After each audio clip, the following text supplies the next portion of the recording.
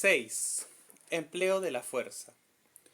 Unos días después de haber sido tomada la residencia, Serpa Cartolini pensaba que tenía al gobierno en sus manos y que no podía desaprovechar la oportunidad. Se sentía ganador. Sonreía confiadamente cuando los medios de comunicación publicaban las noticias sobre las presiones internacionales, en especial del Japón, para que se solucione el problema sobre la crisis de los rehenes a través de la vía pacífica y no la militar. Esa forma de acción hubiera permitido inevitablemente a nuestros captores lograr su objetivo, la liberación de sus 465 presos. Pero lo cierto es que no sabían que se habían metido en la boca del lobo. Alberto Fujimori era consciente que al cumplir las exigencias impuestas por el líder de los terroristas ocasionaría un retroceso a todo un país que había sufrido desde el año 1980 la barbarie y el ensañamiento terroristas y que ello significaba desde el año 1980 y que ello significaba regresar nuevamente a los atentados y las olas de terror. El presidente de ninguna manera lo permitiría. Tenía que buscar una estrategia que ayudara a acabar con la crisis sin liberar un solo terrorista. Desde que la residencia fue tomada por el MRTA, el presidente tenía largas reuniones con Vladimiro Montesinos en el servicio de inteligencia. Estudiaban en, estudiaban en una maqueta a escala todo lo referente a la residencia del embajador, las formas de acción que podrían ejecutarse, las zonas vulnerables por donde podrían ingresar los, los comandos empleando el factor sorpresa, así como, así como ubicar cuáles eran los puestos de vigilancia que cubrían los terroristas el día. Eh, as, Así como ubicar cuáles eran los puestos de vigilancia que cubrían los terroristas en el día y la noche y su rutina, en pocas palabras todo lo que significara ventaja sobre el enemigo.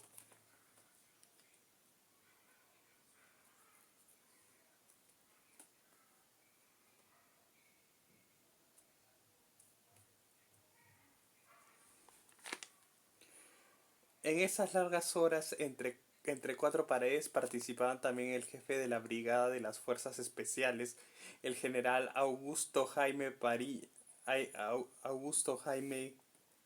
Patiño, y los coroneles José William Zapata y Luis Alatrista. Cada uno de los militares aportaba sus conocimientos en el tema debido a que contaba con experiencia en zonas de emergencia. En forma paralela, la brigada de las Fuerzas Especiales, conformada por 140 comandos del Ejército y la Marina, iniciaba su entrenamiento al mando del coronel José William Zapata. Inicialmente la intención de Alberto Fujimori era ejecutar una operación de rescate el día 24 de diciembre a la medianoche. Para ello aprovecharía el ruido de los fuegos artificiales. Era una gran oportunidad para rescatar a los rehenes, aunque el porcentaje de bajas con respecto a los cautivos, según los cálculos y estadísticas de otras operaciones de rescate realizadas en otros públicos, sería aproximadamente de un 20%. Aquel dato hacía descartar esa fecha.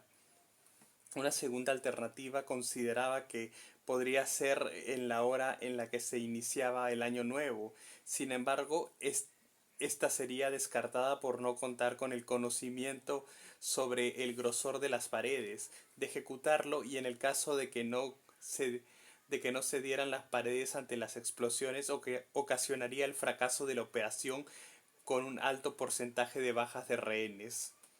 Ante los obstáculos presentados, el presidente Alberto Fujimori pensaba que era mejor tener paciencia y no apresurar la operación de rescate. Según él, tenía que estudiarse una mejor forma de acción que permitiera lograr el éxito con el mínimo de bajas. Para buscar mayor información sobre la estructura de las paredes de la residencia, ¿quién mejor que la esposa del embajador Aoki? Por ello, el 1 de enero, el presidente visitó a la esposa del embajador, después de presentar el saludo por el año nuevo y conversar largamente, le preguntó sobre las estructuras de las paredes de la residencia, así como de los lugares accesibles a esta. Con esta información se enteró de que las ventanas estaban enrejadas y aseguradas con candado y también de la existencia de puertas blindadas. Después de recabar toda la información, el mandatario disponía de un panorama más amplio sobre la estructura, la distribución y las zonas accesibles a la residencia, para llevarse a cabo un plan minucioso y detallado que permitiera lograr la liberación de los rehenes con un bajo porcentaje de bajas.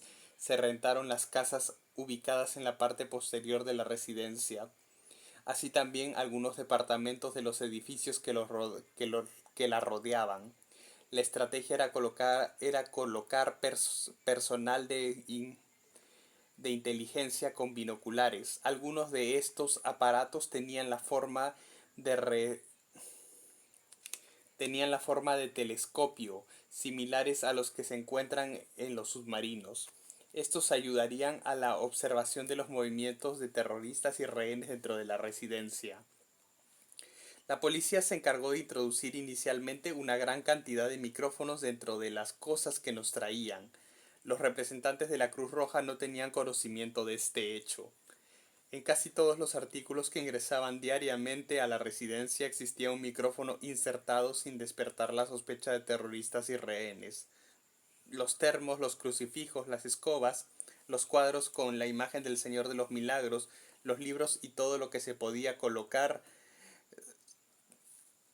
su, supresi- todo lo que se podía colocar subrepticiamente era ingresado a la residencia.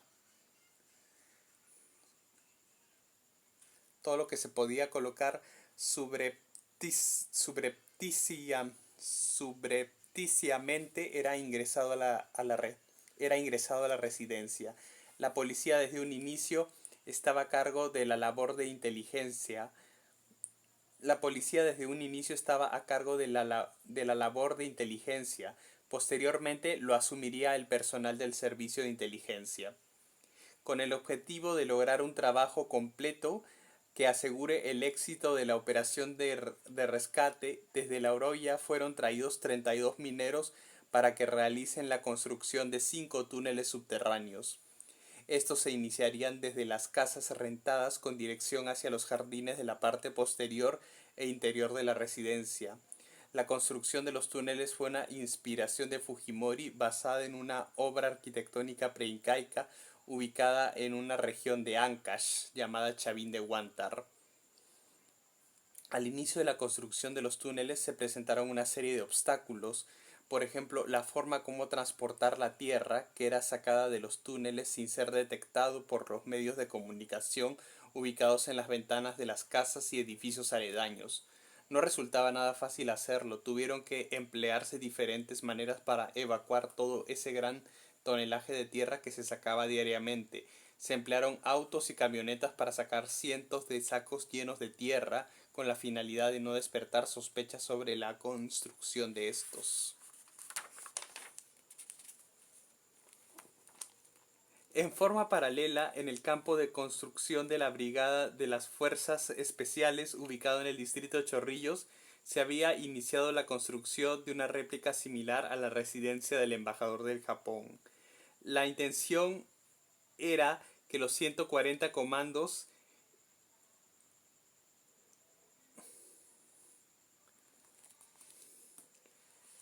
la intención era que los 140 comandos entrenaran mañana, tarde y noche con la finalidad de poder ingresar en las peores condiciones de visibilidad.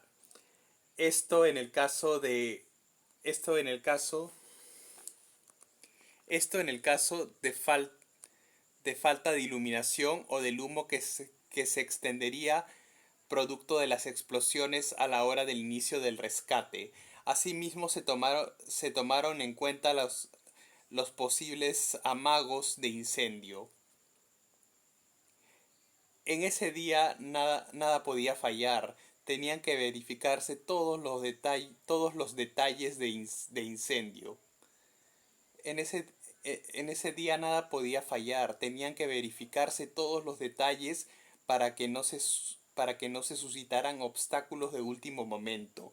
Con respecto al grosor del piso, techo y paredes, se fueron probando Se fueron probando en forma progresiva el tipo de carga explosiva que era necesario hasta llegar a lo ideal. Cuando los comandos estaban casi listos para la operación de rescate, comenzaron a cronometrar el tiempo para corregir algunos errores minuciosos que se cometían durante los ensayos a fin de lograr la perfección.